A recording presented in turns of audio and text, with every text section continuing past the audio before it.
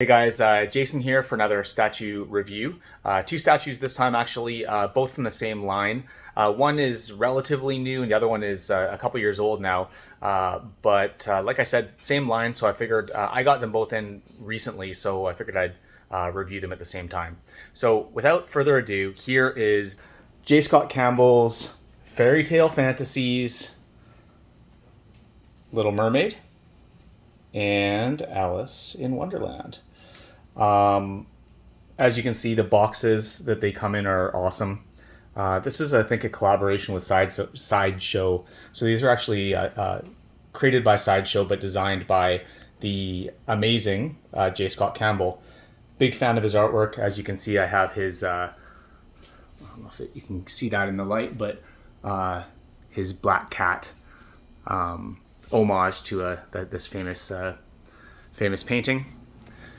And like I said, have always been a big fan of his work. I loved his Danger Girl stuff and have been following him for quite some time. Anyways, when I saw that that he was making these statues, I was quite interested, but I hadn't pulled the trigger on them until recently, and saw the Alice on Sideshow. It was still available, so I pre-ordered her, and then I thought, well, I have to get the Little Mermaid as well. But there's only variants right now, different colors. But I wanted to have the original one, which is kind of closest to the Ariel from Disney Little Mermaid. Her hair isn't exactly red, kind of more of a brown, but it's as close as these get. I do have a custom on pre-order, which is the Belle from Beauty and the Beast, which is exciting as well, because Little Mermaid and Beauty and the Beast were my two favorite Disney cartoons growing up. Just that's the era that I grew up in. So it's kind of fun to get these like pinup style versions of these characters. Anyways, let's just get into the reviews quickly. So as you can see, really cool design. If you are familiar with J Scott Campbell's artwork, you're gonna instantly recognize these styles. Their portraits are very the way he draws women is very distinctive. As soon as you see the face, you can kind of tell that it's one of his pieces or something styled after his artwork. They kind of have the little I don't know, the little button noses, usually with kind of pursed lips, big eyes with kind of the cat-like makeup. And that is what you see in the statues as well. The statues are really nice. Like is usually the case with Sideshow. Very well painted.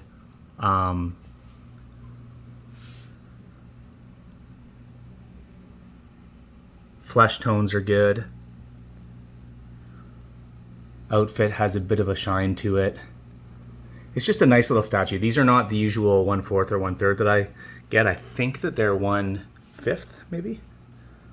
So a little bit smaller. But I think it works because everything in this line is going to be that size. So, there'll be a little standalone group of statues that I'll own. The base is really great here. The Cheshire Cat. Very cool. The colors really pop. Definitely has that fairy tale vibe to it.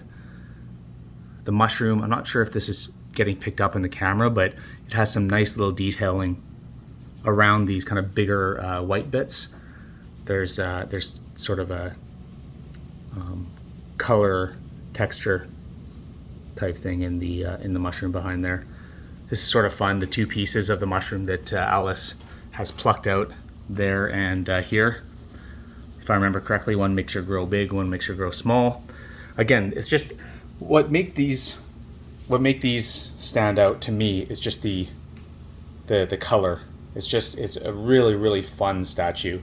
The bright blues against the whites, and then again, sort of turquoise colors of the cat. The detailing is really nice. The sort of frills along her dress, and then the detailing in the hands. I'm often critical of Sideshow because I kind of find their statues to be a bit generic sometimes. They're sort of going for they're designing for the masses as opposed to kind of more hardcore collectors, which is totally fine. It's their business model. But it's a reason why I often choose a company like XM or Prime One's versions over Sideshow's versions. But these specifically, I mean, I think the edition sizes are still pretty high. But in this case, because they've collaborated with a artist and they have their own unique sort of vibe to them, I really do like these. So here's the Little Mermaid. Nice green eyes. It's interesting because this is certainly nice as well. This is the one that I initially saw actually on his Instagram page when he was designing it, that kind of got my attention towards these pieces. The water has sort of a shininess to it. Is that just dust? What is that? I guess it's just dust. The water has a nice shininess to it.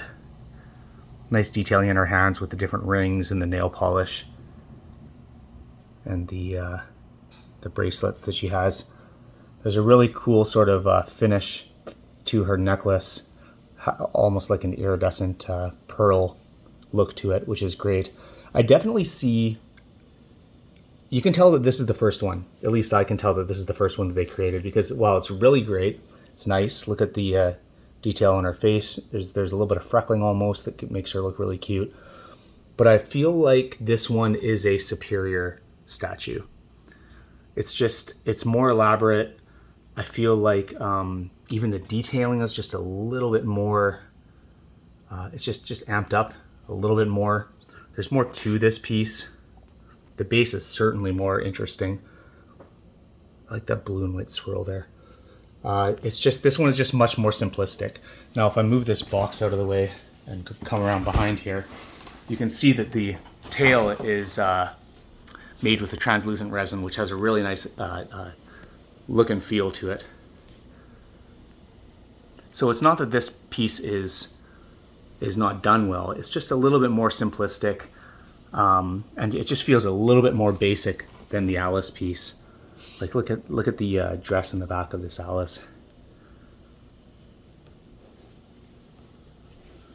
One problem that I had with this, I'm not sure if you're going to be able to see it here. Let me just turn this around.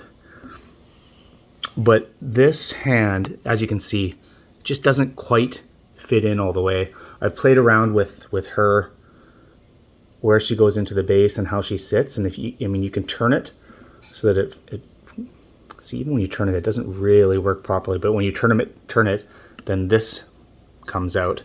And since I display her this way, it's most important to me that this bit is fitting flush in there.